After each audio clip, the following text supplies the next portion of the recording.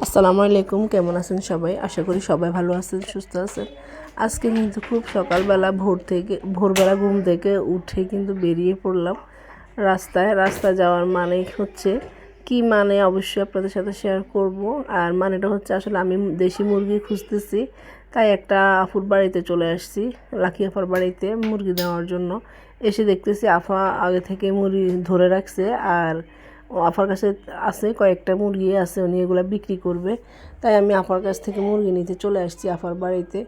আসলে মুরগিগুলো দেখতে কিন্তু অতটা সরস ছিল না, কিন্তু দাম অনেক বেশি। আর দেশি মুরগি বলে কথা। আর আমি যে মুরগিটা নিতে চাইতেছি এটার বয়স নাকি 8 বছর হয়ে গেছে। তাহলে 8 বছর যদি এই মুরগির বয়স হয়, তাহলে এটা খেতে কেমন হবে আমি জানি না। কমেন্ট করে অবশ্যই জানাবেন যে মুরগির বয়স 8 বছর হয়ে গেছে, এই মুরগি কেমন হবে। এখন আপা দুলাভাই দুজন মিলে আমাকে মুরগিটা জবাই করে দিছে, যেহেতু আমি বাসায় নিয়ে গেলে আমার জন্য এটা একটা ঝামেলা হয়ে যাবে। তাই আপা আমাকে ভালো করে পরিষ্কার করে জবা করে দিতেছে। যাই হোক, এখন কথা হচ্ছে যে বলতেছি ডিম আছে কি না। যখন আমি আফাকে ডিমের কথা বলছি, আমার পাশ থেকে দুজন মহিলা বলতেছে ওনারা বিক্রি করবে, আর আমি ওনাদের কাছ থেকে ডিম নিতেছি। একজনে নিয়ে আসছে 5টা, আর অন্য আরেকটা আফা নিয়ে আসতেছে 20টা, তার মানে 25টা ডিম হয়ে গেছে। এখন এই আফা নিয়ে আসছে আমার জন্য 20টা। দেখেন, বের হলেই হয়েছে যে কাজ সেই কথা, বের হয়েছি যে কাজে, হয়ে গেছে সেই কাজ। এখন কথা হচ্ছে আমি সবগুলা সুন্দর করে এখন প্যাকেট করে দিতেছে দুলাভাই। প্যাকেট করে আমি এগুলো নিয়ে বেরিয়ে যাব। সুন্দর করে প্যাক করে দিছে। যাওয়ার পথে আমি কিছু বাজার সদাই করে নিয়ে যাব বাসার জন্য। আর এখন বাজারগুলো নিয়ে আসছি, সাথে মিষ্টি নিয়ে আসছি। মুনা মিষ্টি খেতে চাইছে, তাই মুনার জন্য মিষ্টি নিয়ে আসছি। আর নিয়ে আসছি চানাচুর। আসলে বাসায় যদি মানুষ থাকে তাহলে খাওয়া দাওয়ার খুবই মানে শর্ট পড়ে যায়, আনতে নাই বাজার করলেই শেষ হয়ে যায় আর কি। এই বিস্কিট, চানাচুর, দুধ আর মিষ্টি এগুলো নিয়ে চলে আসছি, সাথে কেক নিয়ে আসছি। সবগুলা কিন্তু একদম শেষ হয়ে যায় আনা মাত্রই। এখন এগুলা বাজারগুলো খোলা শেষ করে এখন মুরগি কাটতেছি, কারণ আজকে ব্রয়লার মুরগি দিয়ে আমি ফুলকপি দিয়ে রান্না করব। কেউ খাইছেন কিনা আমি জানি না, তবে আমি আগেও একবার খাইছি ব্রয়লার মুরগি দিয়ে ফুলকপি রান্না করে খাইছি, খুবই মজার ছিল। আর দেশি মুরগিটা এখন কাটবো না, কারণ ওটা আমি আমার ছোটো বোনের জামার জন্য নিয়ে আসছি। এদিকে মুরগি কাটা হয়ে গেছে, এখন ফুলকপিগুলো ভালো করে কেটে নিতেছি। আসলে কথা হচ্ছে এটা খুবই মজার খাবার, আমার বড় বোনের হাতে খাইছিলাম, খুবই মজা হয়েছে। সাথে কিছু আলু দিয়ে দিছি, কারণ বাচ্চারা আলু খেতে পছন্দ করে। আমরা খাবো ফুলকপি আর ওরা খাবে আলু।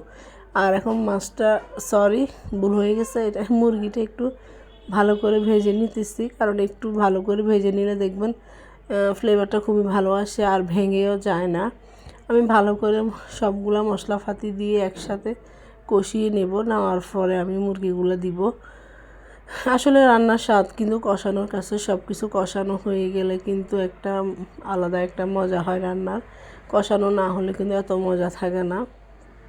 তরকারি কষানোর কাছে কিন্তু টেস্ট, স্বাদ এগুলো আর কি। আর আসলে আমি তেল অনেক কম খাই, তাই একটু কম ব্যবহার করার চেষ্টা করি তেল।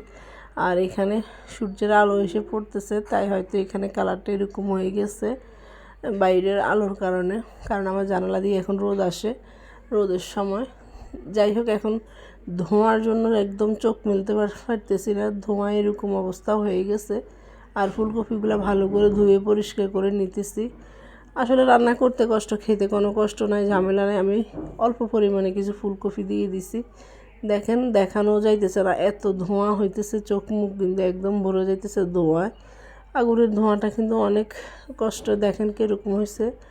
এখন রান্নাবান্না একদম শেষ পর্যায়ে, রান্নাবান্না শেষ করে কিন্তু আমরা বসে বসে কথা বলবো সবাই মিলে।